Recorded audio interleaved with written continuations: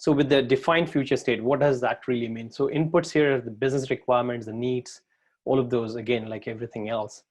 And then once you have this requirements and the needs and the clarity in terms of what are the opportunities that we have, what are the needs that the customers have and the users, then you can actually try and define the future state. So that's where you need to define the business objectives, as what we call the business objectives here, or basically the ones that are important for you, that would be the output or the outcome from this particular activity here. The future state description and the potential value, all of these need to be coming out from this particular activity. So you not only need to come up with the objectives for the business, what the business needs to do in the next 1 year, 2 years, but you also need to have a description in terms of where do you want to go. And that's where you need to really come up with potential value as well. So it's very important that you take care of these, the business objective, the future state description, and the potential value. And then from there, it's important that you would move on from there. What do I mean by business objectives? We're going to, when you say refer notes, it's actually coming in the next slide. So business objectives, very important. Future state description, you need to have a clear description, definition of the to be. And then what is the potential value that we're trying to derive by going to that vis-a-vis some other place, yeah? So that's the potential value. So what are each of these? We'll try and look at it from this in the next slide. So here we're talking about the constraints. We want to define the future state. We're going to have the constraints. We're going to define, understand the constraints, the challenges, the problems, or the kind of resource restraints that we have that are actually kind of pushing us and into the corner, or pushing us to actually to the limits of taking a particular decision. So we need to understand what are the current set of constraints that we are operating in. And the current state description, again, very important, because that is actually going, as we discussed, that's going to help us to stand on the pedestal so that we can actually view from here to the future, to where we want to go. The metrics and KPIs would actually help you to understand where you want to go, in what way, by what vehicle, and with what speed. All of these, the planning could actually work it out better with the metrics, KPIs, the measures. Into the KPIs is key performance indicators. So all of these, customer satisfaction, reduction of errors or defects, all of these would be the KPIs. And the organization strategy, as to that, would actually obviously define and support how you would achieve the set future state and the metrics and KPIs with that supporting aspect of either the processes, the procedures, the governance, resources, everything that we do, whatever tasks and the processes that we follow. So in terms of defining the future state, what exactly is that? So this means that it is about defining the necessary conditions that are required to meet the business need. So we have already got the business need, the opportunities, the requirements from the previous activities. So once we have those, what is it that we need to help address those, to meet those needs, to be able to satisfy those business requirements? What are the things that we should have, that we should satisfy, that we should have within our own organization? And that's what we do here. How do you do that? You would need to understand that from different perspectives. Again, you can achieve this with a lot of different tools and techniques. You can actually try and come up with the most analysis, the mission, objectives, strategy, and techniques.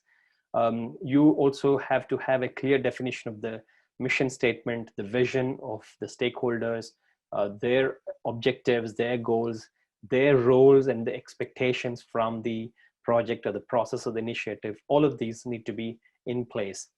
And once you have that, then what you need to do is to come up with a clear definition of the outcomes. It's not just the outputs, but the outcomes from the initiatives. It could be a project, it could be a process, it could be a change initiative, a program that you did at the business level. It could be a technology buy or build decision. Whatever it is, the outcome would actually need to be mapped to the business need. If it is not, then that means there is a gap. That means you're doing something wrong. And then the scope of the solution space should be in detail. It should be fairly detailed. And that's where you're talking about the solution scope in the previous set of activities we discussed already. So the solution space and the solution scope needs to be fairly detailed so that you can understand what needs to be done to get to that point. What are the constraints that we have got right now, which need to be overcome to get to that point? And then enable the assessment of the value. So we need to understand, when you say the future state or the to be solution, to be situation, how are we going to see that as a benefit to us? How is it going to help us? Having a new product, how does that help the customers? Having a new process or a change in the existing process, a better way to do things from what we're doing now, how is it going to help us as the teams and the employees to do things better in a more productive way, so that we can reduce costs, we can increase savings, we can get more and more sales. So all of these these are all definitely different ways of delivering that value to the organization, and very important again to understand. So, and there needs to be done a lot of different changes to get to that, right? So that's what you can do, the changes or propose the way of improvement in different aspects. One could be the business processes, as we just discussed. It could be change in the business process and your activities, business activities, in the structure. It could be change in the functions, in the departments, in the teams, marketing, sales, operations, infrastructure, all of these, technology, customer service, all of these are functions. It could be a change in the way that you're doing those. It could be change the line of business. It could be totally new business unit, new product line, new business area that you want to enter into. For example, Tesla is a company which has been into the electric vehicle manufacturing, and they've been doing it. And suddenly they thought that they won't actually, not suddenly, but perhaps it's been well thought out. But this, Elon Musk came out with saying that I want to launch people into the space. That's my vision. And so they started with the space launching reusable rocket into the space, the SpaceX. And then they say that, no, we are not just here.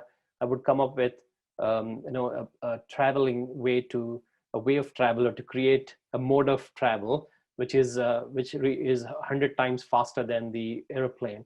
And they come up with the concept of the loop, the hyperloop.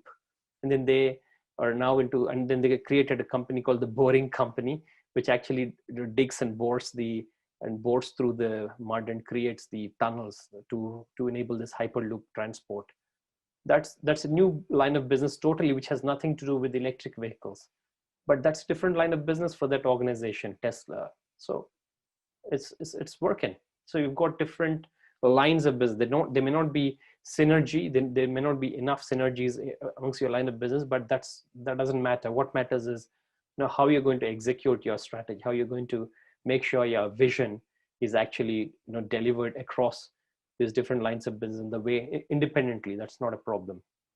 And that's why they call it as a diversified group, right? You diversify into different things. Some companies are into oil and gas. They're at the same time they're into technology. They're into banking. They're into industry. They're into different kinds of things. That's why it's called diversification. They're not focused on one aspect, one business, but they're fairly diverse at the same time. Staff competencies, the skills of the teams, that again comes into picture. Technology know-how, how much of the technical know-how that you have got to actually get that better negotiation power, how much of reputation you have, the business knowledge that you have got in the market, and that would actually up your ante in terms of negotiating with your suppliers and also get better pricing as well.